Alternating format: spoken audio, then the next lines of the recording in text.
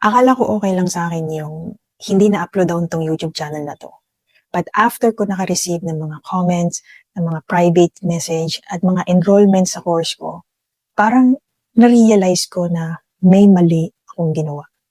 That's why I'm here again and gusto kong sabihin sa inyo na magbabalik na ulit ako at mayroon pa akong mga plans dito sa channel na 'to.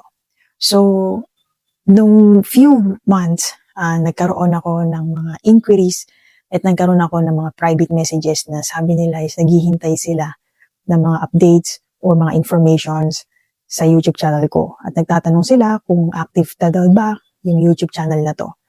So, na-realize ko parang na-guilty ako in my part na bigla ko na lang kayong inabandona.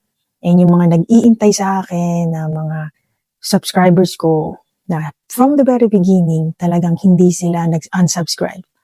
So, na-guilty ako. Parang feeling ko, na-abandon ako talaga kayo, na bigla na lang akong nawala, and bigla na lang akong hindi nag-upload. And sabi din ng isa kong students na, "Ma'am, bakit hindi nyo ina-uploadan? Marami pa naman ako mga kakilala na nag-iintay sa uploads mo."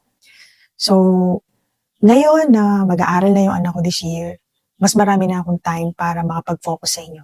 And my mission, guys, is mag-focus sa inyong mga Filipino na gusto ko yung mga nag-struggles mag-aral ng German language or yung may mga dream na pumunta sa Germany, makapag-aral or makapagtrabaho doon or makasama yung mga pamilya na required ng German language. Kayong mga Filipino yung gusto kong tulungan. I don't care about the demographics now kasi di ba sabi ko na nakarang video which is dinilit ko na ayoko na sana uploadan to na makikita yung mukha ko. But then, talagang nag-guilty ako and nalungkot ako. Na-realize ko, simula nung umpisa na nalulungkot ako sa Germany, itong YouTube channel na to yung nagbigay sa akin ng strength and connections sa mga kababayan kong Pilipino na same ng mga experiences tulad na nahihirapan sa German language. Papaano ba mag-apply ng marriage visa, which is I came from a marriage visa? Papaano ba mag-unmail din or mag-register ng mga babies, yung mga German babies nila or yung mga passport? So, nawalan ako ng connection after nag-stop talaga ako na mag-upload dito.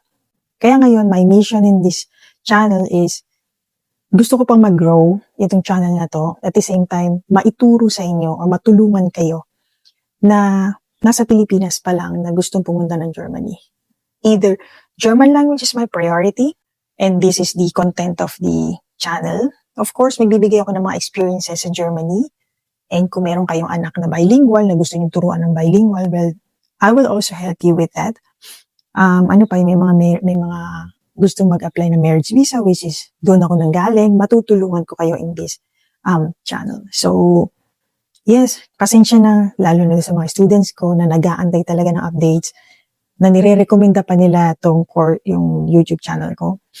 Sa student ko, ay shoutout ko si Gwen, na talaga namang laging nandyan na, "Ma'am, push mo yung YouTube mo," mga ganyan. So, this is it.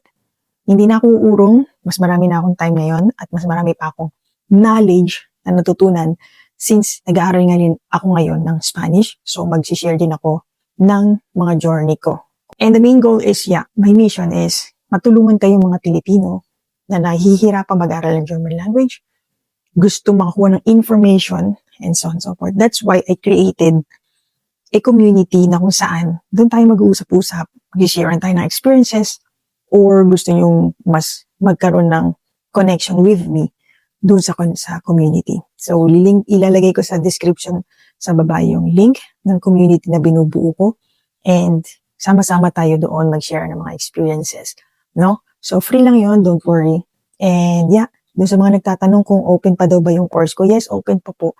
But gagawin ko pa siyang more, i-upgrade ko pa siya since nasa era na tayo ng mas mabilis na information. So, and I'm also want to give live tutorials, but it really takes time pa. Gusto ko munang i-build lahat ng mga plans ko. But first, I want to announce that magbabalik na ako sa YouTube na to and expect nyo na magkakaroon ako ng mga weekly uploads dito.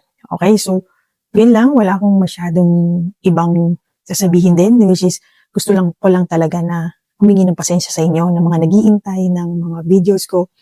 And now I'm here and I want to help Filipino, learning German language, applying for the visa, teaching your kid for bilingual language, and so forth. Okay, so I hope magkita-kita tayo sa community and in this channel, and I hope to see you in the next video. Bye!